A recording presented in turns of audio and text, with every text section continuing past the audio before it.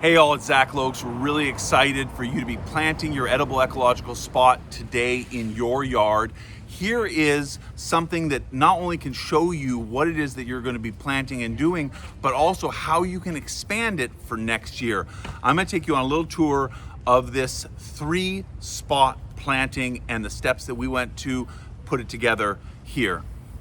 So if we look here, what you'll see is that we have our cedar planter really nestled nicely into the land that was prepared. And we have 3 cedar planters here because you will be able to connect over the years a series of edible ecological spots.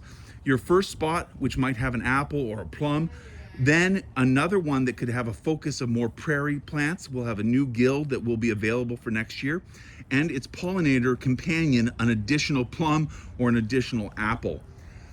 If you look, you will see that we actually have our weed barrier edge tucked really tight around the planters. This is allowing us to expand by making sure that the weed barrier joins halfway between your planter on the side that you want to expand, so that it's easy to lift that weed barrier, set the next planter in there, and attach it and continue out into your yard. So know which direction you might expand into. What we did here initially is we placed this planter down on the spot that you have in your yard, and we stepped on it and pressed it into the soil. We checked that it was the exact measurement, 15 feet in this case, from the edge of this building to that corner, 15 feet to that corner. We double checked that a few times. We pressed it in, and that left a nice mark. It packed down right underneath where the planter is, right underneath this entire rustic 2x6, making sure that that impression marked a piece of land that was going to be the foundation for the planter itself. Then we lifted up the planter and we actually lined the sides of it here with our trench by coming through and cutting down. Now, if you have a really good edger, you can leave the planter in situ and slice down with a very flat spade or flat lawn edger 4 inches down, and then do a bunch of perpendicular slices every 3 to 4 inches all the way along the outside. The planter, again, can be in place for this. And then you do a diagonal cut with your shovel. You remove that soil and you drop it right here. This allows you to have a really good trench. Then you can lift your planter up, and we lined underneath the planter actually with newspaper, overlapping the newspaper 6 inches and allowing it to go into that trench and over on top. We did the whole way around like that, put our cedar planter back in, and then put our edger, our lawn edging, right around the entire thing. And then working our way slowly, pressing it in. This is only about a 1/2 inch up on the cedar, and we pressed it and we compacted the soil. We actually used the soil that had the grass by shaking out those sod roots, pressing it in, allowing us to create a really nice tight fit.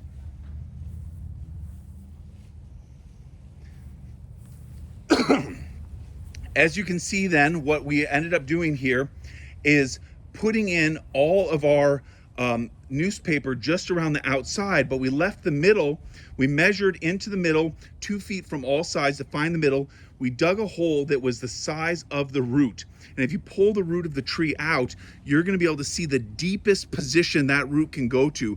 In some cases, it might be able to go down a lot deeper than you might think you have to work for everywhere else for the smaller plants. So go ahead and make that depth of hole for that root. Plant that tree right there in the middle. Also, for the position of your asparagus, you might make a little hole and place your asparagus pot. Now, for your guild, your asparagus is going to be over here. This is a little bit of a different design because we did this as a complete 3-spot all-in-one planting, but you can place that asparagus pot too.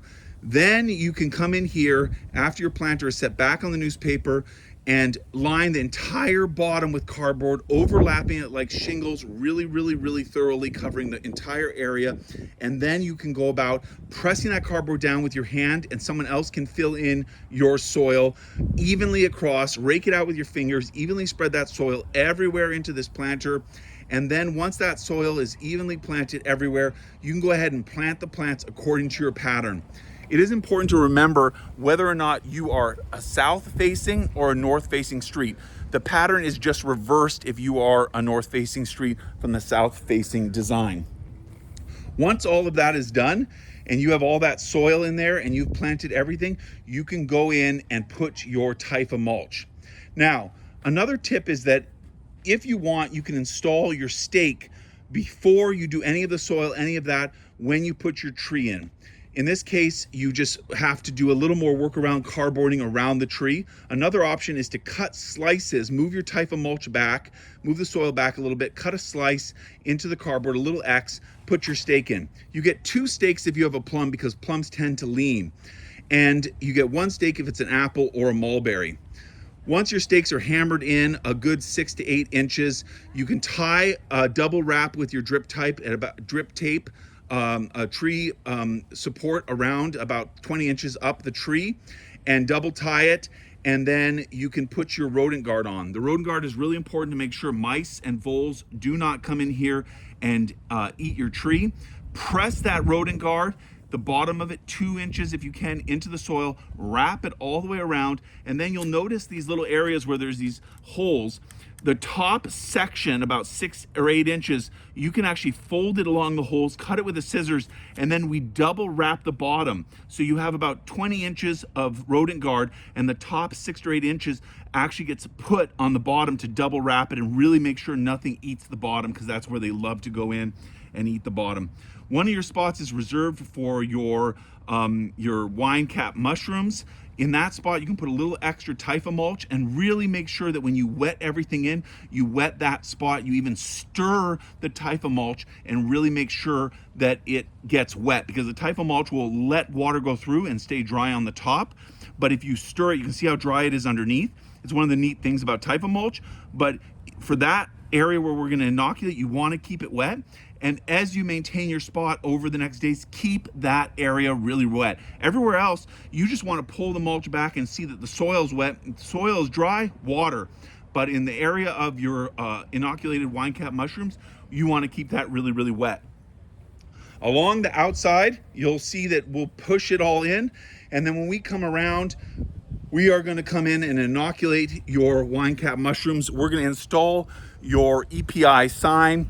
And if you want to put some white clover around the edge, we'll have a little bit of white clover. You can also get some different clover to put around the edge. It could be trefoil, it could be red clover.